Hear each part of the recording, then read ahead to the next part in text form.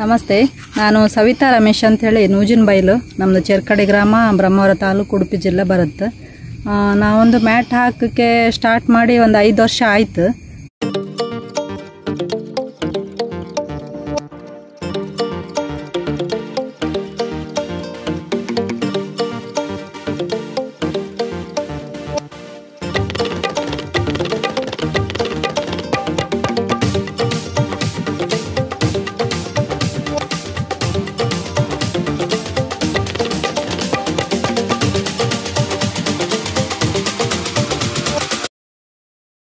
ನಾವೇ ಮಣ್ಣು ಗಾಳಿಸಿ ನಾವೇ ರೆಡಿ ಮಾಡಿ ಭತ್ತ ತಂದು ಕೊಡ್ತಾರೆ, ಬೀಜ ಪಾರ್ಟಿ ಮೆಂಬರ್ಸು, ಕೃಷಿಕರು.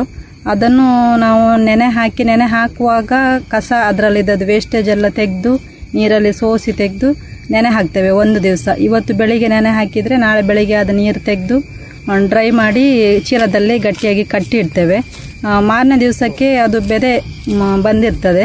ಬೆದೆ ಬಂದ ನಂತರ ಅದೇ ದಿವಸ ನಾವು 1/4 ಇಂಚು ಬೆದೆ ಬಂದ ನಂತರ ಮಣ್ಣು ಗಾಳಿಸಿ ರೆಡಿ ಮಾಡಿ ಇಟ್ಕೊಂಡಿರ್ತೇವ. ಆ ಮಣ್ಣನ್ನು ಟ್ರೇಗೆ ಹಾಕಿ ಲೆವೆಲ್ ಮಾಡಿಕೊಂಡು ಬೀಜ ಬಿತ್ತನೆ ಮಾಡಿ, ಮತ್ತು ಅದಕ್ಕೆ ಬಟ್ಟೆ ಆಗ್ತದೆ ಅಥವಾ ವೇಸ್ಟೇಜ್ ಮೆಶ್ ಆಗ್ತದೆ, ಗ್ರೀನ್ ಮೆಶ್, ಅದನ್ನು ಮುಚ್ಚಿ ಇಡ್ತೇವೆ. 2 ದಿವಸ ಬಿಟ್ಟು ಮತ್ತೆ ಆ ಮುಚ್ಚಿದ್ದನ್ನು ತೆಗಿತೇವೆ. ತೆಗೆದಾಗ ಅದು ಮೊಳಕೆ ಆಲ್ರೆಡಿ ರೆಡಿ ಬಂದಿರ್ತದೆ.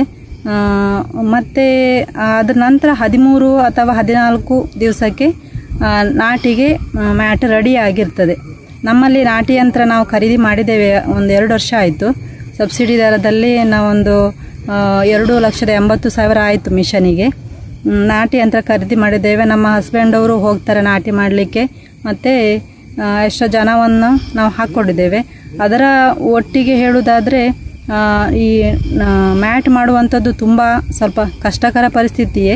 ಯಾಕಂತ ಹೇಳಿದರೆ ಇಲ್ಲಿ ಹಕ್ಕಿಗಳ ಕಾಟ, ಸಣ್ಣ ಸಣ್ಣ ಗುಬ್ಬಚ್ಚಿಗಳು, ಪಾರಿವಾಳಗಳು, ನವಿಲುಗಳು, ಅದಕ್ಕೆ ಸುತ್ತ ತಡೆಗೋಡೆಯಾಗಿ ನಾವು ಈ ಮೀನು ಬಲೆಯನ್ನು ಸ್ವಲ್ಪ ಅರ್ಧ ರೇಟಿಗೆ ತಗೊಂಡು ಬಂದು ಸುತ್ತ ತಡೆಗೋಡೆಯಾಗಿ ಮಾಡ್ಕೊಂಡಿದ್ದೇವೆ.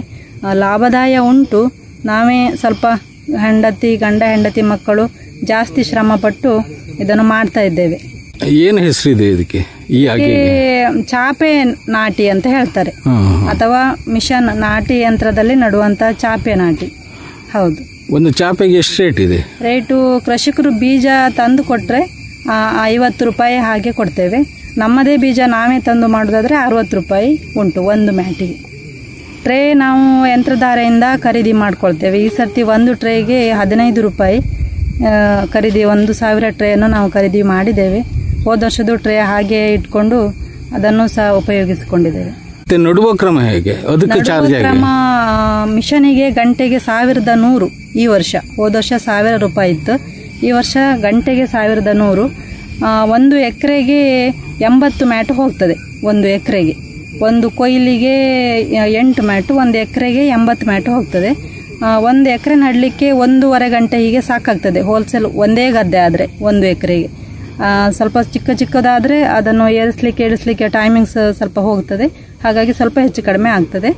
1 ಎಕರೆಗೆ 1.5 ಗಂಟೆಯಲ್ಲಿ ನಡ್ಬೋದು. ಹೌದು. 1 ಎಕರೆಗೆ ಸಾಧಾರಣ ಎಷ್ಟು ಖರ್ಚಾಗ್ತದೆ? 1 ಎಕರೆಗೆ ಅಂತ ಹೇಳಿದ್ರೆ ಈ ಮ್ಯಾಟ್ 80 ಹೋದರೆ 80 ಮ್ಯಾಟಿಗೆ 50 ರೂಪಾಯಿ ಆದರೆ 8×5 45, 4,500 ಮ್ಯಾಟಿಗೆ ಆಯಿತು. ಮಿಷನಿಗೆ 1.5 ಗಂಟೆ ಅಂತ ಹೇಳಿದರೆ 1,600 ಆಗುತ್ತೆ. 4,500 1,600 5 700. ಮತ್ತು ಅವರು ಯಾರು ನಡ್ತಾರೆ ಈಗ ಮನೆ ಪಾರ್ಟಿ, ಅವ್ರದ್ದೊಂದು ಜನ ಕೊಡಬೇಕಾಗುತ್ತೆ. ಯಾಕಂತ ಹೇಳಿದ್ರೆ ಮ್ಯಾಟ್ ರಪ್ಪ ನಾವು ನಾಟಿ ಮಾಡುವಾಗ ತಂದು ಕೊಡಬೇಕು ಹತ್ರ, ಅವರಿಗೆ ಒಂದು ಸ್ವಲ್ಪ ಕೂಲಿ ಅಂಥೇಳಿ. ಮತ್ತು ಹಾಗೆಯೇ 7-8 ಸಾವಿರದ ಒಳಗೆ 1 ಎಕರೆ ನಾಟಿ ಆಗ್ತದೆ. ಈ ಹೆಂಗಸರ ಕೂಲಿ ಮಜೂರಿಯಲ್ಲಿ ನೋಡ್ಲಿಕ್ಕೆ ಹೋದರೆ ಈ ನಾಟಿ ಯಂತ್ರದಲ್ಲಿ ಸ್ವಲ್ಪ ಲಾಭದಾಯ ಉಂಟು ಕೃಷಿ ಮಾಡುವವರಿಗೆ. ಬೆಳೆ ಸಹ ಉತ್ತಮವಾಗಿ ಬರ್ತದೆ. ನಾಟಿಯಾಗಿ 1 ವಾರದಲ್ಲಿ ವಿಡರ್ ಓಡಿಸಬೇಕು, ಅದಕ್ಕೆ ರಸಗೊಬ್ಬರ ಏನೋ ಉಂಟು ಅದನ್ನೆಲ್ಲ ಕೊಡಿಸಬೇಕು. ಅದಾಗಿ 1 ವಾರ 15 ದಿವಸದ ನಂತರ ಪುನಃ ವಿಡರ್ ಓಡಿಸಬೇಕು. ಹಾಗೆ ಕ್ರಮಬದ್ಧವಾಗಿ ಮಾಡಿದರೆ ಉತ್ತಮ ಬೆಳೆ ಬರ್ತದೆ. ನಮಗೆ ಹೋದ ವರ್ಷ ಮಾಡಿದವರೆಲ್ಲ ತುಂಬ ಆರ್ಡ್ರ್ ಕೊಟ್ಟಿದ್ದಾರೆ, ಖುಷಿ ಆಗುತ್ತೆ ಮಾಡಲಿಕ್ಕೆ.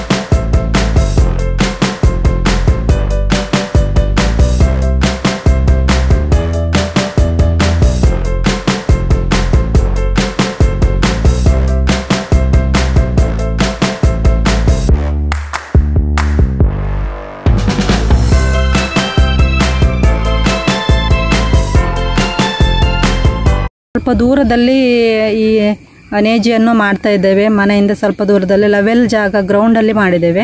ಹಾಗಾಗಿ ಈ ಮೊನ್ನೆ ತನಕ ಬಿಸಿಲೇ ಬರ್ತಾ ಇತ್ತು, ನೀರಿನ ಸ್ವಲ್ಪ ತೊಂದರೆ ಆಗ್ತಿತ್ತು. ನಮ್ಮ ಮನೆಯಲ್ಲೇ ಸಿಂಟೆಕ್ಸ್ ಉಂಟು, ಗಾಡಿ ಉಂಟು. ಹಾಗಾಗಿ ಮನೆ ಬಾವಿದ ನೀರು ತುಂಬಿಸ್ಕೊಂಡು ಬಂದು ಇಲ್ಲಿ ತಂದು ಹಾಕ್ತಾ ಇದ್ದೇವೆ. ಬೆಳಿಗ್ಗೆ ಸಂಜೆ 2 ಹೊತ್ತು ಹಾಕಲೇಬೇಕು. ಹಾಕಲಿಲ್ಲ ಅಂತ ಹೇಳಿದ್ರೆ ಬೀಜ ಡ್ರೈ ಆಗುತ್ತೆ, ಮತ್ತೆ ಅಡಿಯಿಂದ ಒಂಥರ ಹುಳ ಬರ್ತದೆ. ಅದು ಬುಡ ಎಲ್ಲ ತಿಂದು ಹೋಗ್ತದೆ. ಆವಾಗ ನೇಜಿ ಚೆನ್ನಾಗಿ ಬರುವುದಿಲ್ಲ.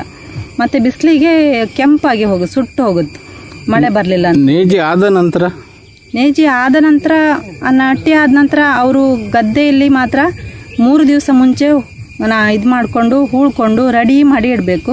ನೀರು ತುಂಬ ಇರಬಾರ್ದು.